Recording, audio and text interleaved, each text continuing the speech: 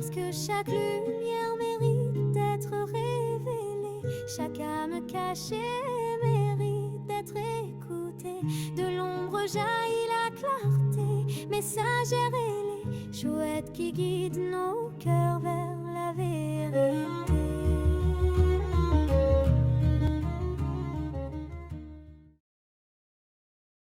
Bonjour et bienvenue dans ce premier épisode de Mise en Lumière. Donc je me présente, je m'appelle Luc, connu sur les réseaux, sur la chouette messagère. Pourquoi la chouette? Parce que c'est mon animal totem, c'est un animal qui est assez important pour moi. On en reviendra sûrement au cours des futures émissions. Pourquoi la chouette? Mise en lumière, qu'est-ce que c'est? C'est un format qui nous permettra d'aller à la rencontre de thérapeutes, de lieux, d'événements ésotériques pour un peu, effectivement, enlever cette mauvaise image qu'il y a aujourd'hui sur la culture actuelle de ces praticiens thérapeutiques qui aident beaucoup de monde aujourd'hui malgré ce qu'on peut penser. Bonjour Anaïs. Bonjour Luc. Anaïs, donc tu es connue sur les réseaux sous le nom de Raven Chamanisme. Aujourd'hui, est-ce que tu pourrais te présenter rapidement pour les personnes qui ne te connaîtraient pas encore? Alors moi je m'appelle Anaïs. Ça fait 3 ans que j'ai créé Raven Chamanisme. Tout a commencé par la création des maillotches, puis la création des tambours chamaniques. Et de fil en aiguille, j'ai commencé à proposer des soins, des événements. Et aujourd'hui, grâce à toi, qui m'a fait connaître et qui m'a initié au cacao sacré, je propose aussi des cercles de voyage chamanique avec la médecine du cacao sacré. Alors, on va revenir sur ton parcours justement. Donc, tu parlais effectivement de la rencontre avec ton tambour. Aujourd'hui, est-ce que tu pourrais expliquer un petit peu à personnes qui vont voir cette vidéo, voir cette interview, raconter un petit peu ton parcours de vie et comment justement le chamanisme est rentré, comment tu as fait cette rencontre avec ton tambour, ton premier tambour? Alors moi, j'ai un rapport avec la mort qui est très présent depuis mon adolescence. Un peu comme nous, en fait, si aujourd'hui on se rend compte, c'est parce qu'on a effectivement Oui. c'est cette particularité. Donc Exactement. c'est là que c'est intéressant, on se rend compte qu'effectivement la mort dans les pratiques, on va dire, ésotériques est quand même assez présente. Oui, parce qu'en général, lorsqu'on commence à s'éveiller ou à se retrouver dans notre spiritualité, se retrouver nous-mêmes, c'est qu'il y a eu un traumatisme ou un élément déclencheur. J'allais justement, c'est une des questions que j'allais te poser aujourd'hui. Quel a été l'élément déclencheur qui t'a fait ouvrir cette voie de chamanisme et qui a provoqué cette rencontre? Donc tu parlais tout à l'heure, tu as rencontré ton tambour, donc suite à ces événements. Oui. Comment s'est fait le cheminement entre cet événement et cette rencontre? Des rencontres, une rencontre qui amène à une autre, ça a commencé par des questionnements que moi j'avais, où j'ai rencontré des gens où quand je leur expliquais ce que moi je voyais, je me rendais compte qu'il y a des choses finalement j'étais la seule à les voir. Ouais. De fil en aiguille, j'ai rencontré des personnes qui, elles, qui avaient déjà développé leur spiritualité et qui m'ont ouvert, on va dire, à ça. Et dont une personne qui avait un tambour. Et moi, le matin, lorsque j'ai un message, une pensée, je sais que peu importe si ça me paraît totalement farfelu, je sais que lorsque j'ai ce message-là le matin, c'est que je dois y aller. Et fut un matin où le message était « il faut que tu achètes un tambour chamanique ». Alors moi, ça ne me parlait pas du tout. Mon ami en avait un, mais son tambour ne me parlait pas. Et va mes recherches et je tombe sur un créateur de tambour et je lui demande de faire un tambour sur mesure par rapport à mes couleurs, par rapport à moi, enfin pour moi ce qui me ressemblait. Et c'est là que ça a commencé. Donc ce choix de te faire un tambour a été en fait l'élément déclencheur de ton cheminement. Quelles ont été les étapes suivantes, si on peut parler d'initiation, de rencontre, de voyage, ou même de rituel? Comment t'es parvenu à avancer sur ton cheminement après cette création de tambour?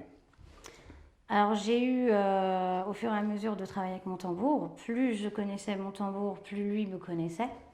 Et puis j'ai commencé à voyager dans des vies antérieures, j'ai commencé à comprendre des choses de moi, de mes vies passées et sur ma vraie nature. Et un jour, pendant mon voyage, je tombe sur un chaman qui, euh, qui me demande de le suivre. Et moi, à ce moment-là, je refuse de le suivre. D'accord, oui. Oui, c'est un peu effectivement dans les voyages, des fois on se dit, bon, est-ce qu'on doit suivre cette personne-là ou pas? Si cette personne-là, elle est dans nos voyages, en général, c'est qu'il y a une raison. À nous de faire le choix ou pas, effectivement, C'est de ça. suivre. C'est Je ça. comprends parfaitement. Du coup, le seul message qu'il m'a donné, c'est il m'a emmené voir une femme chamane, et il me dit, tu vois cette femme-là, un jour ce sera toi. Et elle était entourée elle expliquait des choses, elle enseignait, je me suis Comme toi aujourd'hui. comme aujourd'hui. Et il m'avait dit, un jour ce sera toi, mais tu as des choses à faire avant. D'accord. Et en quoi aujourd'hui cette pratique du chamanisme, alors même si on sait que ça englobe beaucoup de choses, en quoi cette pratique aujourd'hui a transformé ta vie euh, et tes rituels du quotidien avant de pouvoir le transmettre aux autres? Qu'est-ce que ça t'a apporté et comment ça t'a transformé avant de transmettre? Donc ça on en parlera tout à l'heure, de transmettre, avant de transmettre aux autres, comment ça t'a transformé toi? Alors moi, ça m'a apporté énormément parce que ça m'a permis de plonger en moi. Parce que comme on dit tout le temps, travaille ta lumière, mais il y a pas de lumière sans On ombre. est d'accord? Donc il a déjà fallu que moi, j'aille là où j'avais pas envie d'aller. Et d'ailleurs, il y a un moment donné où ça bloquait et j'ai même commandé un autre tambour où j'ai demandé un tambour sur mesure où je ne savais pas, totalement à l'aveugle, et je lui ai dit, je veux que tu me fasses un tambour qui me fasse aller au plus profond, là où je n'ai pas envie d'aller, Vraiment aller dans l'ombre. aller dans l'ombre. Ok. Bah, c'est pas mal déjà, tu as un beau parcours aujourd'hui qui t'a emmené sur beaucoup d'événements. Alors après, on ne va pas rentrer non plus dans le détail de tous les événements de la vie personnelle, on n'est pas là pour ça, mais effectivement, on se rend compte que les cheminements de la vie, les événements, les accidents de la vie font que soit on avance, soit on reste figé. Les accidents qui nous arrivent dans la vie ne sont pas là pour nous bloquer et nous faire du mal, au contraire, ils arrivent pour nous permettre d'avancer et nous développer. Merci de ton explication du parcours, de ton parcours. Vraiment, j'espère que ça inspirera beaucoup d'autres personnes. On va aller sur la pratique du chamanisme un petit peu plus dans le détail, si tu veux bien. Tu nous parlais de tambours, donc les tambours qui sont les tiens, donc ton tambour qui est là, Mon tambour. qui n'est pas à vendre, on est Non, d'accord. surtout pas. C'est dommage parce qu'il y a certaines personnes qui seraient très intéressées. Comment tu es venu à faire tes propres tambours alors que tu avais trouvé quelqu'un qui faisait des tambours? Comment tu es venu à faire tes tambours à toi? Bah, c'est venu que quand j'avais mon tout premier tambour, la maillotche ne me convenait pas.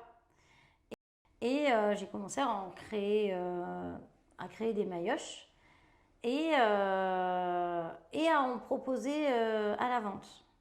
Et de fil en aiguille, on me demandait, mais pourquoi tu crées des maillotches mais pas les tambours? Et comme à chaque fois, je disais, oh non, ça m'intéresse pas. Et jusqu'au jour où quelqu'un me dit, écoute, si tu veux, on apprend à en créer ensemble. Et lorsqu'elle faisait ses tambours, au moment où on a créé les tambours, elle et moi, elle ne se souvenait plus de comment elle avait créé ses tambours. Et moi, n'arrivant pas à me concentrer, je me suis mis dans un coin et je me suis dit, écoute, je vais me débrouiller, je vais essayer toute seule. Et là, tout s'est fait. De l'endroit où je devais percer, du tissage à... J'étais plus là. Et mon premier tambour est né. Puis j'ai commencé à y prendre plaisir. Et du coup, un deuxième, un troisième. Et enfin, je me suis jamais arrêtée. Et comment t'expliques que ça t'est venu naturellement? Parce que personne t'a montré au final. Non. Et je l'ai découvert il n'y a pas longtemps. Parce qu'à chaque fois qu'on me demandait, je disais, mais je sais pas. C'est comme si je savais déjà le faire. C'est comme si c'était déjà en moi.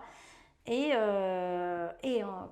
après ma rencontre avec Majda Lalège, elle m'a proposé une hypnose régressive quantique. Et pendant cette hypnose, en fait, on est parti dans une de mes vies antérieures où, en fait, j'étais déjà chamane chez les Lakota. Et en fait, ça m'a montré beaucoup de choses. C'est que d'ailleurs, d'abord, j'ai compris pourquoi je savais faire des tambours et que j'avais pas eu besoin d'apprendre, mais aussi pourquoi je refusais d'accepter d'aller vers le chamanisme, pourquoi je refusais de me proclamer chamane. Et c'est parce que pour faire la petite histoire, pour faire court, mon village se serait fait attaquer lorsque j'étais chamane et j'ai perdu toute légitimité. Je me suis sentie illégitime de ne pas avoir pu protéger ou su protéger mon village. Et ce qui m'a suivi jusqu'à cette vie-là avec le syndrome de l'imposteur. Et voilà. D'accord, ok. Oui, donc la continuité de ce que tu faisais dans d'autres vies antérieures. Ouais, c'est ça. D'accord. Eh ben, je te propose qu'on aille voir ton atelier, ton espace de travail, pour qu'on puisse voir un petit peu tous les tambours et que tu nous les présentes. Avec plaisir. Tout de suite, on se retrouve pour voir l'espace de travail d'Anaïs.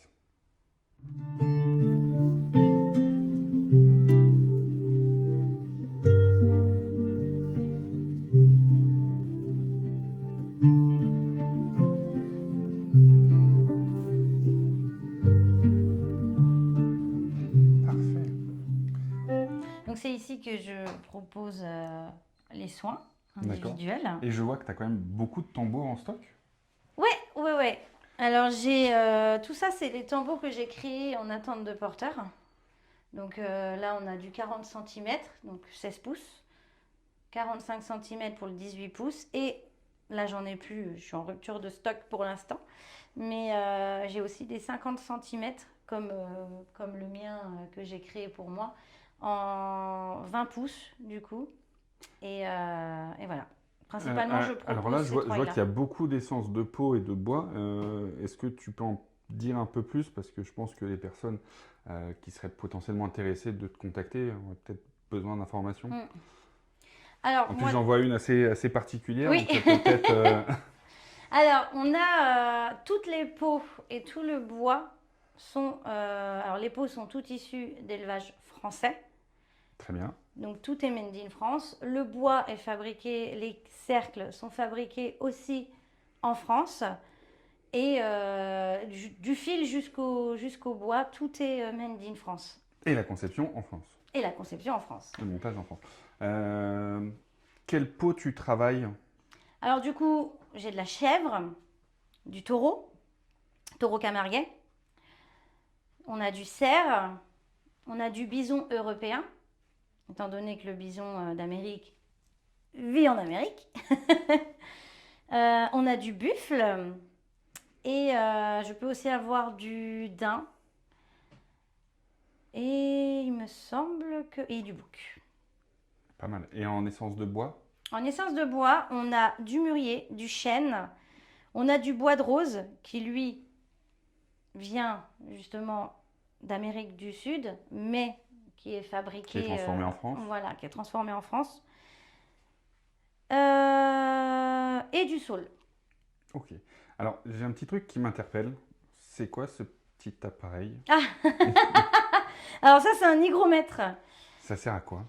Alors, les tambours réagissent en fonction des variations atmosphériques. Un tambour, idéalement, la tension est correcte entre 55% et 60% de taux d'humidité.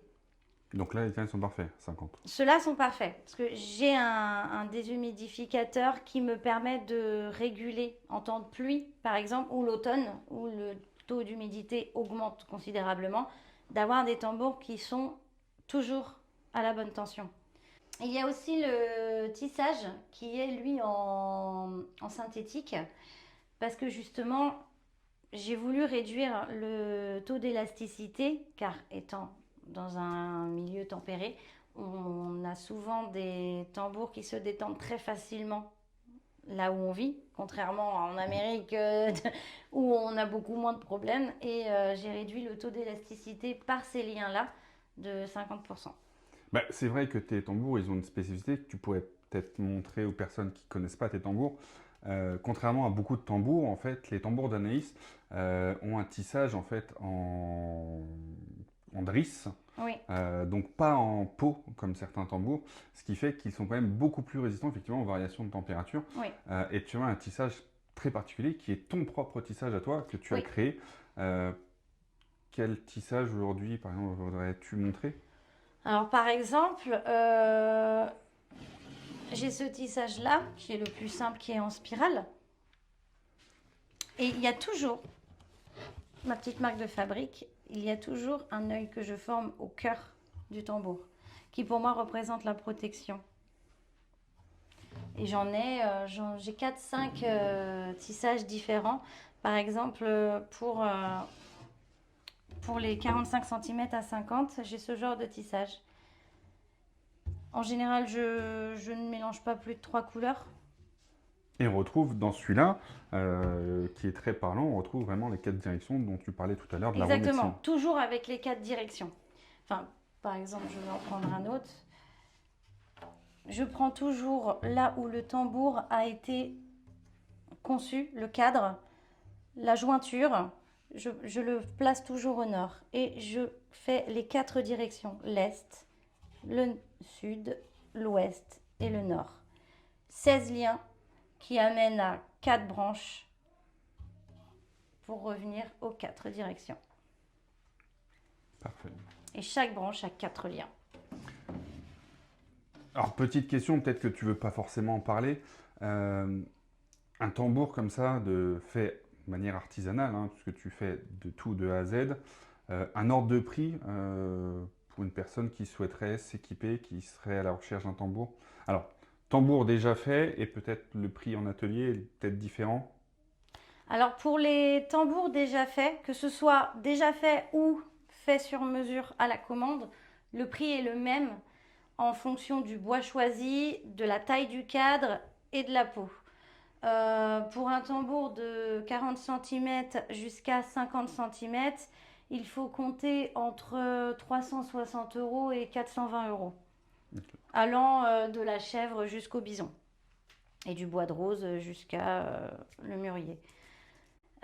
Concernant les ateliers, je crée mon tambour. On débute, c'est sur une fourchette, étant donné que c'est choisi à l'aveugle. Je ne peux pas proposer un prix, sachant que je ne connais pas le choix de ce que la personne aura décidé, enfin, en tout cas, choisi. Et du coup, on est entre 550 € pour les 2 jours et demi avec le tambour et hébergement, jusqu'à, j'ai plus le prix exact, mais on est à un petit peu plus de 600 €. Oui, en fonction de la peau Voilà. et du bois Mais en choisi. tout cas, on ne dépasse pas la fourchette annoncée. Ok, donc c'est possible de faire des choses en couple aussi Oui, au atelier. par Ok. contre, un tambour par personne. Ok. Car un tambour ne se prête pas et un tambour est toujours propre à soi.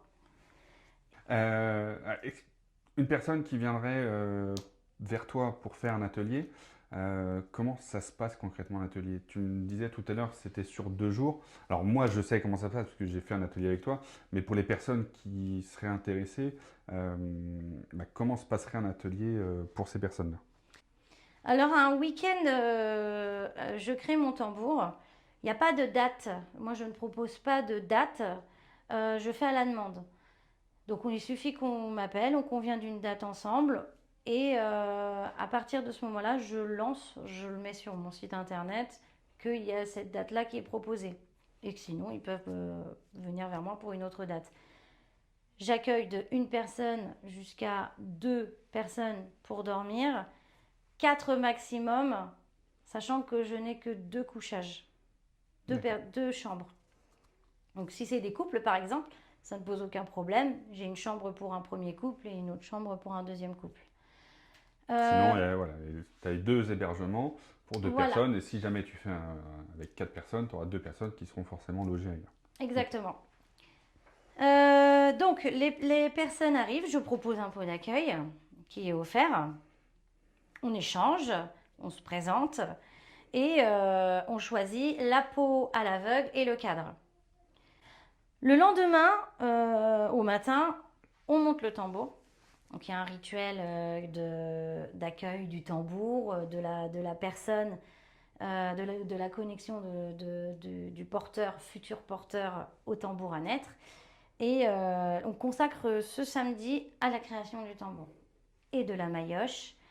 Et ensuite, le dimanche, on fait la consécration du tambour. Le tambour est né et on lui fait un rituel d'accueil et suivi d'un cercle de tambour. Alors, pour les personnes qui effectivement n'auraient jamais eu cette chance de créer leur tambour, la consécration c'est quelque chose d'assez important puisqu'effectivement le tambour est né et quand la connexion est faite avec le tambour, on ressent vraiment la naissance. Pour ma part, je l'ai vraiment senti et ça m'a même réveillé le dimanche matin en me disant ah bah, il est sec, faut y aller, Oui. tu te lèves et on y va. Ça arrive souvent, ouais. Ouais, et c'est très perturbant parce que Ouais. sur le moment, on entend vraiment le tambour battre au cœur de nous, justement. Alors que tu dormais à l'hôtel. Alors que j'étais à Tu n'étais l'hôtel. même pas Exactement. dans les lieux. Et on était à peu près vraiment le dimanche matin. C'était assez perturbant. Autre question. Une personne qui achète un tambour chez toi, ça s'entretient pas Donc, comme je disais, un tambour réagit en fonction des changements atmosphériques.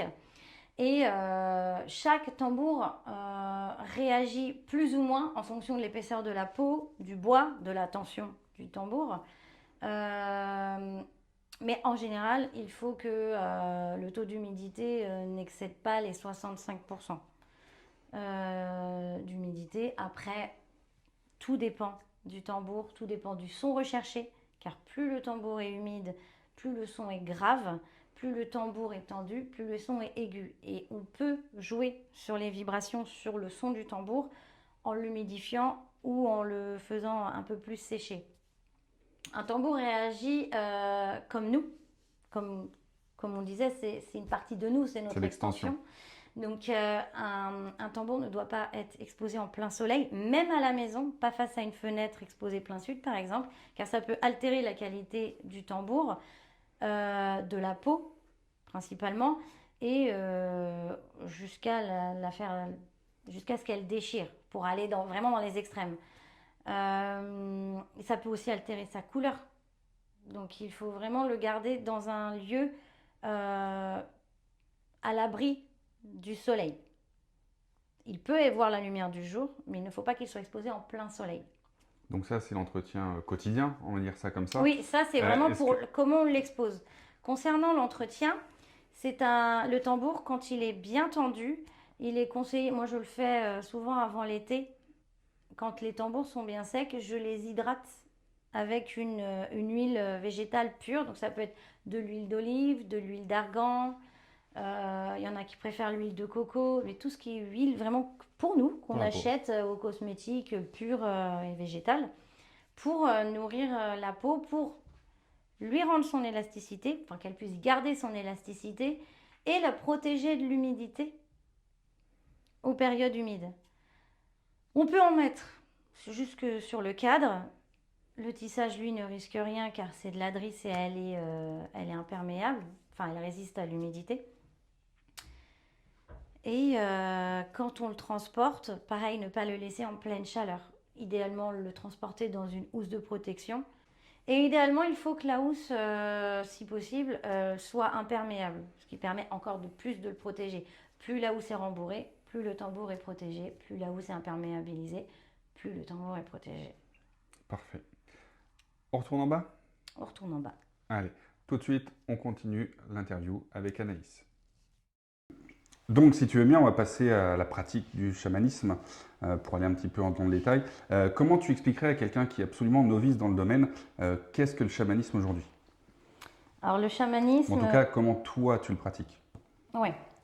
Alors, moi, comme je pratique le chamanisme, lorsque je fais un soin, par exemple, je ne veux pas savoir pourquoi la personne... Enfin, je veux en savoir le moins possible. Ce que je travaille, c'est vraiment les blessures profondes. Il y a même des blessures que la personne n'a même plus conscience de ce qu'elle a pu subir, qui est en règle générale la cause de tous ces schémas répétitifs. Donc, comme il est dit souvent, on prend l'image de l'oignon et on retire couche par couche jusqu'à trouver la cause. Moi, lorsque je fais un soin, on me donne la cause qui a amené à plusieurs schémas répétitifs. Donc, une fois qu'on a la cause, ça n'empêche pas qu'il faut creuser pour En fait, c'est la enlever. question du pourquoi. C'est toujours, allez, Voilà. pourquoi il y a ça? Ok, s'il y a Pourquoi il y a ça, maintenant, on va toujours comment? plus loin. D'accord. Ok. Comment on fait? Et pareil, avec la médecine du cacao maintenant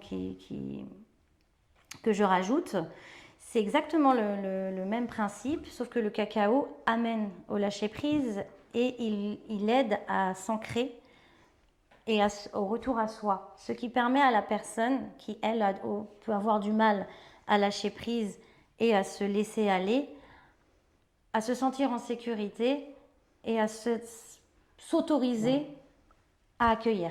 C'est un peu comme une clé qui permettrait d'ouvrir la porte et de se laisser C'est ça, en le découvrir. faisant tout en douceur et sans forcer la porte comme des pratiques un peu plus fortes comme l'ayahuasca ou le rapé par exemple. D'accord. Tu parles justement d'ayahuasca ou de rapé. Donc on sait que c'est des pratiques qui se font, alors pas forcément en Europe parce que certaines sont interdites. Donc se pratiquent surtout en Amérique du Sud. Quels sont toi les rituels et on va dire autres cérémonies que tu proposes le plus souvent? Alors moi je propose principalement les cercles du cacao sacré ou surtout les journées au cœur de la terre. Alors j'appelle ça comme ça. Ouais, explique-nous un petit peu parce que je ne sais pas ce que c'est. En fait, j'ai rencontré lors d'un événement Johan qui est propriétaire d'une double pailloute. Donc une pailloute, c'est comme une yourte, sauf qu'elle a des fenêtres et elle est faite en paille et en terre. Ok. Et un jour, pendant une de mes prestations, une cliente rentre et elle nous dit qu'on se croirait au cœur de la terre. Et en fait, on s'est regardé avec Johan, on s'est dit mais oui, c'est ça en fait. Et du coup, on a appelé ça les journées au cœur de la terre. Pendant cette journée-là,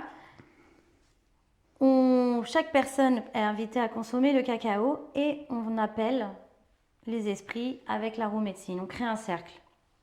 Donc on commence toujours par l'Est. On appelle les esprits de l'Est. Les esprits de l'Est qui représentent le printemps, c'est l'enfance, la légèreté, la naissance. C'est là où on est insouciant.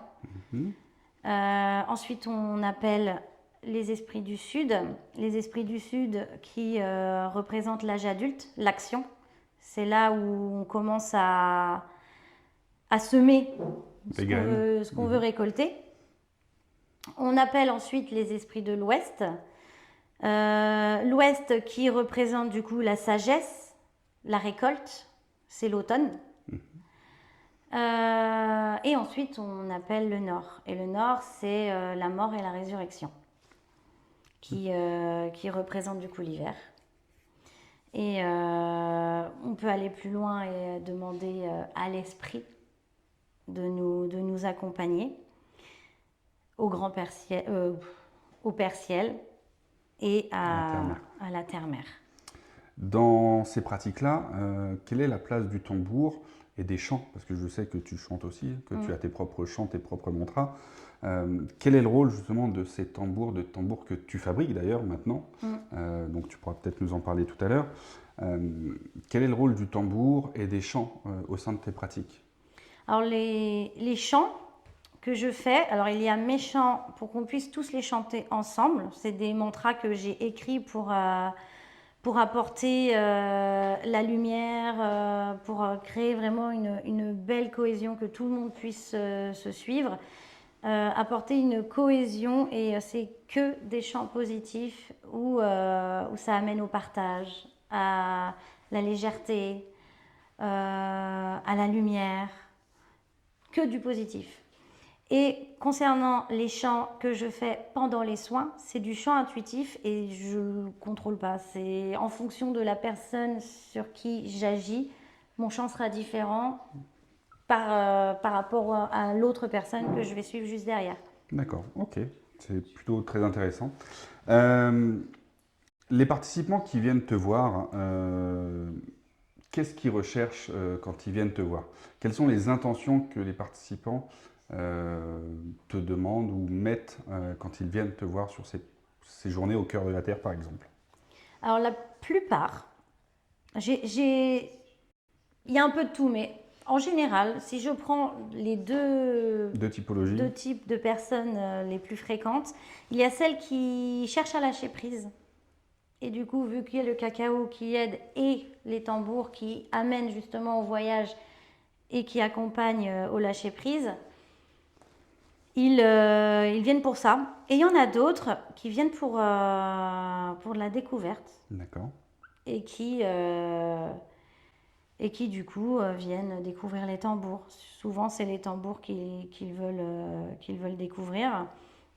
Car ils en entendent souvent parler, ou ils ressentent l'appel, mais ils ne savent pas comment encore, quelle approche avoir avec. Et pour le cacao, pareil. Oh, j'en ai entendu parler, mais je ne connaissais pas. Voilà. Et justement, les personnes ce que je vais rebondir sur sur ton propos du tambour, les personnes qui sont potentiellement intéressés, qui ne connaissaient pas, qui ont potentiellement entendu l'appel du tambour. Qu'est-ce que tu leur proposes après cette journée, en fait? Comment tu peux les accompagner au-delà de cette journée sur le tambour? Alors, comme moi je leur dis, le tambour, c'est pas nous qui le choisissons. Le tambour, faut pas s'arrêter sur un visuel, faut pas s'arrêter sur une peau. Le tambour, il nous appelle. Et moi, je peux pas, quand on me demande de les conseiller, je peux les conseiller sur la taille du tambour en fonction de ce qu'ils veulent en faire, mais je ne peux pas les conseiller sur leur choix, car seuls eux peuvent savoir s'ils ressentent l'appel de leur tambour et si le tambour que je leur montre, et pas que je leur propose, que je leur présente, peut convenir à eux. Et dans le cas où quelqu'un, par exemple, tu leur proposes, alors je sais que tu as beaucoup de stocks, peut-être qu'on ira les voir tout à l'heure, tu as beaucoup de tambours en stock, tu en fais régulièrement. Une personne qui n'aurait aucun tambour qui lui corresponde dans ce que tu as aujourd'hui déjà créé, est-ce qu'il a d'autres solutions? Oui, alors il peut faire un atelier création tambour, où là on commence par le choix de la peau à l'aveugle. D'accord. Donc pareil, il n'y a ok. toujours pas de mental, il n'y a pas de... On choisit juste la taille du cadre et encore des fois on peut se laisser porter de A à Z. Et ils choisissent le bois à l'aveugle, ils choisissent la peau à l'aveugle. Certains, comme toi, on demande de choisir même la couleur des fils à l'aveugle.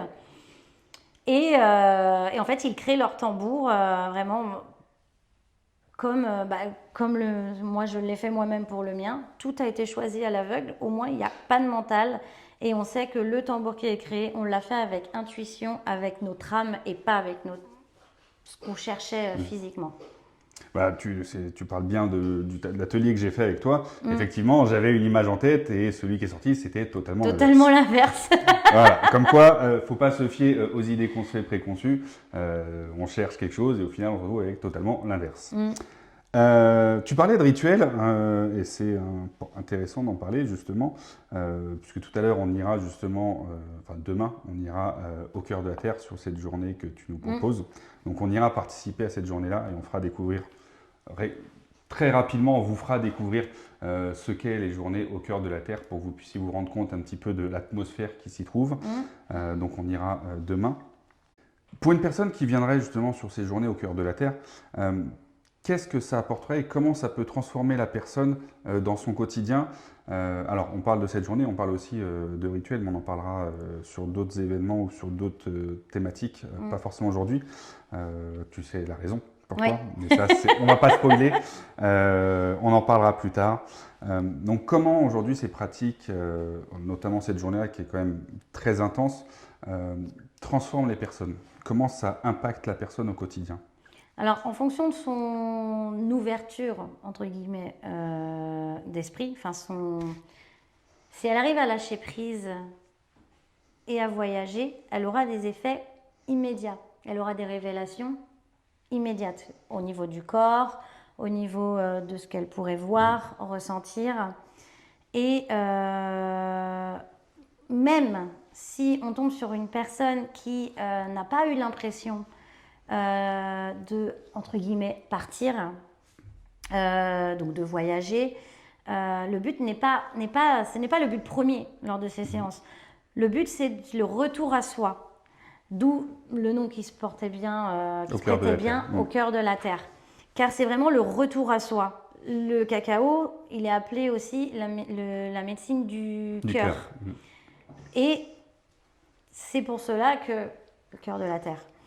Lorsqu'on est dans ces journées, la personne, lorsqu'elle prend le cacao, c'est des doses cérémonielles et le cacao agit plus longtemps sur notre système et il peut agir environ jusqu'à une semaine, associé à la médecine des tambours, le soin, la journée, l'énergie du lieu.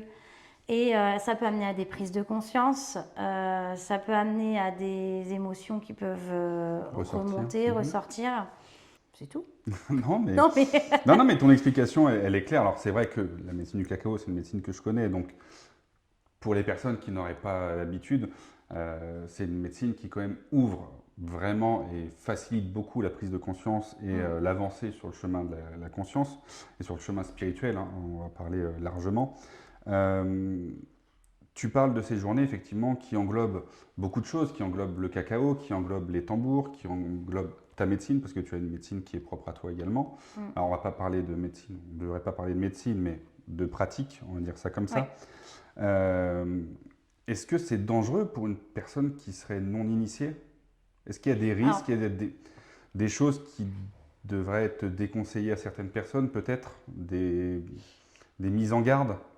Alors oui, il y a des contre-indications médicales, que ce soit pour les soins au tambour et pour le cacao, qui sont les mêmes. Il ne faut pas avoir de troubles cardiaques, de tension psychologique. Parce que si je tombe sur quelqu'un de schizophrène, par exemple... Ouais, ça pourrait amplifier. Ça peut amplifier. Moi, je ne serais pas en capacité d'accompagner comme un thérapeute, ou un psychiatre. Parce que ce sont les mêmes que lorsqu'on part en transe. Ce sont exactement les mêmes canaux. Oui, Okay. C'est pareil. Et ne pas avoir de fracture. Exact. Car les vibrations peuvent... Alors, en soi, il n'y a pas de danger. Mais... Il faut que ça soit bien cicatrisé. Faire du tambour sur une personne qui souffre d'une fracture, je ne pense pas qu'il va passer un bon moment. Donc, si vous avez une fracture, vous savez qu'il ne faut pas aller faire du tambour ni faire un cacao. Attendez un petit peu, cicatrisez bien, et après, vous pourrez retravailler sur ça. Exactement. Et bien, ce que je te propose, en tout cas, ce que je vous propose, c'est qu'on aille effectivement découvrir ces journées au cœur de la Terre, et on se retrouve après. Ça te va? Ça me va. À tout de suite, au cœur de la Terre. C'est au cœur de la terre que résonnent les tambours. C'est au cœur de la terre que gémit notre amour. Ressens cette énergie qui doucement s'éveille. Une douce chaleur, une flamme qui sommeille. Plus qu'un lieu, un cocon de lumière où se retrouvent sœurs et frères. Eh ben, nous voici de retour après cette journée au cœur de la Terre. Merci de ce partage très sympathique. Donc vous verrez forcément les vidéos juste avant. Et vous avez sûrement découvert Johan que vous découvrirez début novembre dans la prochaine vidéo. Pour finir cette petite vidéo, on va parler un petit peu de messages et transmission. Bien évidemment, chouette messagère. Donc, on est là pour ça. Mise en lumière. Un petit peu, est-ce que tu as entendu ou quels sont les préjugés, malentendus sur le chamanisme que tu aimerais justement déconstruire auprès des personnes qui regardent cette vidéo ou qui l'écoutent en podcast? pour justement un petit peu casser cette mauvaise image qu'a le chamanisme aujourd'hui? Alors, à savoir que le chamanisme qu'on peut voir, et moi la première, hein, lorsqu'on m'a dit que j'étais chamane, je leur ai dit, mais non, je ne suis pas chamane, parce que pour moi, le chaman, c'est le vieux personnage avec sa couronne de plumes dans un tipi. Le préjugé, justement. Le préjugé. Et j'ai mis du temps, j'ai mis énormément de temps à comprendre que non, le chamanisme, c'est surtout une pratique et une médecine ancestrale qui vient de plusieurs cultures, et chaque culture a sa méthode. Mais il n'y a pas de mauvaise technique à partir du moment où on respecte ce qui est déjà existant. Quels sont les bienfaits aujourd'hui que tu constates le plus souvent chez les personnes qui viennent te voir? Alors moi, souvent, j'ai des personnes qui m'appellent et ça va pas, mais ils ne savent pas pourquoi. La plupart du temps, c'est ce genre de cas. Et c'est souvent des personnes, au fur et à mesure du soin, qui finalement ont vécu un traumatisme, souvent une amnésie même traumatique, et qui créent des blocages sur leur vie actuelle, mais ne sachant pas pourquoi ils n'avancent pas et pourquoi ils ont ce trauma, ben, ils ne peuvent pas en fait évoluer. Donc moi, je suis là pour mettre en lumière, dans ces cas-là, un traumatisme qu'il y a pu y avoir, échanger avec elles et les accompagner pour ensuite en guérir. La mise en lumière, c'est un peu notre travail, hein, de toute façon, de tous les jours. C'est ça. On est là effectivement pour ça. D'où ce format que j'ai souhaité effectivement mettre en place, dont on a échangé plusieurs fois. Aujourd'hui, si tu avais un message à transmettre aux personnes qui regardent cette vidéo et qui hésitent à te faire appel à toi, quel serait ce message? Que s'ils ressentent l'appel et qu'ils hésitent, disons que quand on hésite, c'est qu'il n'y a pas de doute. Quand il y a un doute, il n'y a pas de doute. On est Voilà. d'accord? Et j'irai pas dire venez me voir, mais on peut très bien échanger déjà dans un premier temps sans pour autant aller au-delà. Il faut déjà savoir où est-ce que vous allez, à qui vous allez faire confiance. Et moi, je suis là pour répondre à vos questions. Donc, si le feeling passe et que ça vous appelle, allons-y. Alors, Anaïs, tu nous as parlé des tambours, tu nous as parlé de la journée au cœur de la Terre, donc du cacao sacré que tu pratiques. Par contre, il y a quelque chose que tu ne nous as pas dit. Tu ne nous as pas parlé des transmissions de lumière. Ah oui, les transmissions de lumière. Alors, les transmissions de lumière, c'est... j'ai rencontré Majda Lalège, qui est... Donc, Majda, on vous mettra aussi ses coordonnées en description pour que vous puissiez également la contacter si besoin. Oui, parce qu'elle est plutôt sympa, Majda. Et je l'ai rencontrée parce que j'avais une cliente qui avait de multiples traumas. Et elle avait fait appel à Majda en parallèle de moi. Et on a décidé d'échanger, elle et moi, dans le but de l'accompagner. Et de fil en aiguille, on a commencé à sympathiser et elle m'a proposé de faire des transmissions de lumière. Qu'est-ce que c'est que les transmissions de lumière? Elle fait de l'hypnose régressive quantique. Et parfois, elle a des personnes qui n'arrivent pas à entrer en hypnose. Et du coup, elle m'a proposé de remplacer ces personnes par incorporation. C'est-à-dire que je sers de canal et l'être supérieur de la personne, donc le moi supérieur de la personne qui ne peut être entré en hypnose, mais qui souhaite une séance et des réponses, entre en moi et transmet les messages à travers mon corps. Alors, tu parles d'être de lumière, d'être supérieur, pardon, on parle toujours de la lumière. Alors, pour les personnes qui sont absolument non initiées, qui ne connaissent pas du tout ce terme, comment tu le définirais, ce qu'est un être supérieur? Alors, notre être supérieur, c'est nous, à la version évoluée, avec tout le travail fait, tout en dehors de notre incarnation, dans la chair, c'est nous dans la lumière. D'accord. Et je ne sais pas si c'est très très clair, si ça va parler à tout le monde, mais voilà. Alors, j'ai une image qui me vient. Est-ce qu'on pourrait vulgariser, excusez-moi là-haut, entre le Pokémon et son évolution? Ouais, c'est un peu ça. Ouais.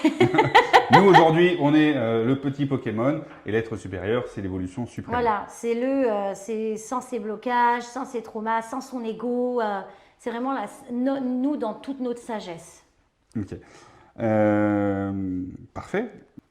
Donc, si jamais vous êtes dans ce cas où vous doutez, où vous avez des questions, n'hésitez pas à contacter Anaïs, elle saura vous guider, soit vers elle, soit vers d'autres praticiens. Donc, n'hésitez pas, restez pas dans le doute, comme on vient de dire. S'il y a un doute, il n'y a pas de doute. Donc, pour finir, dernière petite question, et après je te laisserai tranquille. Pour nos spectateurs, auditeurs, est-ce que tu as un conseil ou un petit rituel simple, puisque tout à l'heure tu parlais d'ancrage, on sait que l'ancrage c'est quelque chose d'important. Est-ce que tu as un rituel simple ou une petite pratique simple à mettre en place pour les personnes qui souhaiteraient déjà commencer à cheminer sur ce point-là? Alors moi j'ai un rituel que j'utilise et que je propose très régulièrement après les séances. Je me lève, j'ai le droit de me lever. Ah oui, tu peux te lever. Tu peux montrer, effectivement. Alors, moi ce que je propose, c'est qu'on se met bien debout, les pieds bien au sol. Attends, je vais le faire avec toi. Alors, on se met bien droit, les pieds bien au sol. Pieds nus, parce que je vois que tu es pieds nus. Voilà, moi je suis en chaussures. debout, debout, pieds nus. Pieds nus. Voilà. On ferme les yeux et on imagine la lumière d'en haut. Donc, Père Ciel, qui amène une grande lumière qui coule le long, comme une pluie de lumière qui glisse le long de notre corps. Donc qui descend traverse. Et qui descend jusqu'au sol. Voilà. Et qui traverse, passant par le haut de la tête, le chakra coronal, traversant chacune de nos cellules, chakra par chakra, des épaules jusqu'au bout des doigts, et qui descend, et qui s'enracine. Et toute cette lumière, elle descend jusqu'au cœur de Gaïa, au cœur de la Terre. Cette énergie remonte, retraversant à nouveau, après avoir été nettoyée, dans tout le corps, pour se reconnecter à Père Ciel. Ce qui fait que notre corps est nettoyé, retourne à la Terre toutes les impuretés, et l'énergie de la Terre remonte en nous pour nous reconnecter au divin. Parfait. Merci Anaïs pour ce moment inspirant et cette plongée dans le chamanisme. J'espère que ce petit rituel vous aidera à avancer sur le chemin de la guérison. Et j'espère que cette mise en lumière t'a plu. Oui, c'est un challenge pour moi, donc... C'est aussi pour ça que j'ai créé ce format, pour justement mettre en lumière les personnes et les lumières qui méritent d'être révélées. Si cet épisode vous a plu, n'hésitez pas à vous abonner, à commenter et à partager autour de vous pour mettre en lumière Anaïs. Le mois prochain, nous irons à la rencontre de Johan, propriétaire d'une double pailloute et thérapeute également. Donc, restez connectés, restez abonnés pour pouvoir suivre ces épisodes. À très bientôt. Silence de la nuit, une flamme se lève, les étoiles murmurent les secrets de la terre. Un souffle ancien traverse l'obscurité, il éclaire nos pas, il invite à marcher, parce que chaque lumière mérite d'être révélée, chaque âme cachée mérite d'être écoutée, de l'ombre jaillit la clarté, messagère ailée, chouette qui guide.